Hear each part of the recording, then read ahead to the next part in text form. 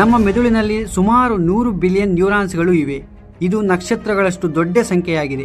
ಪ್ರತಿ ನ್ಯೂರಾನ್ 200,000 ನ್ಯೂರಾನ್ಗಳಿಗೆ ಸಂಪರ್ಕಗೊಂಡಿವೆ. ಅಂದರೆ ನಮ್ಮ ಮೆದುಳಿನಲ್ಲಿ ಸುಮಾರು 1000 ಟ್ರಿಲಿಯನ್ ಕನೆಕ್ಷನ್ಗಳು ಇವೆ. ಈ ಸಂಪರ್ಕಗಳನ್ನು ಸಿನ್ಯಾಪ್ಸ್ ಎಂದು ಕರೆಯುತ್ತಾರೆ.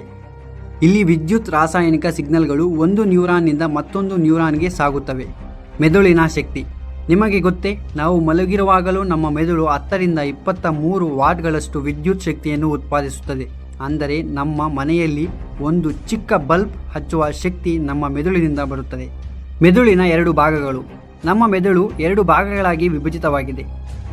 ಎಡಭಾಗ ನಮ್ಮ ದೇಹದ ಬಲಭಾಗವನ್ನು ನಿಯಂತ್ರಿಸುತ್ತದೆ, ಬಲಭಾಗ ನಮ್ಮ ದೇಹದ ಎಡಭಾಗವನ್ನು ನಿಯಂತ್ರಿಸುತ್ತದೆ.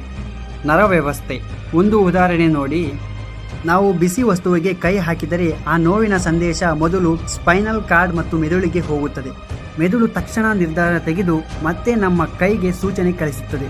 ಆದ್ದರಿಂದ ನಮ್ಮ ಕೈ ಆ ಬಿಸಿ ವಸ್ತುವಿನಿಂದ ತಕ್ಷಣ ಹಿಂದೆ ಸರಿಯುತ್ತದೆ. ಈ ಎಲ್ಲ ಪ್ರಕ್ರಿಯೆಯು 1 ಸೆಕೆಂಡ್ಗಿಂತ ಕಡಿಮೆ ಸಮಯದಲ್ಲಿ ನಡೆಯುತ್ತದೆ. ಮೆದುಳಿನ ವೇಗ. ಮೆದುಳಿನಿಂದ ದೇಹಕ್ಕೆ, ದೇಹದಿಂದ ಮೆದುಳಿಗೆ ಹೋಗುವ ಸಂದೇಶಗಳು ಪ್ರತಿ ಸೆಕೆಂಡ್ 132 ಮೀಟರ್ ವೇಗದಲ್ಲಿ ಚಲಿಸುತ್ತದೆ.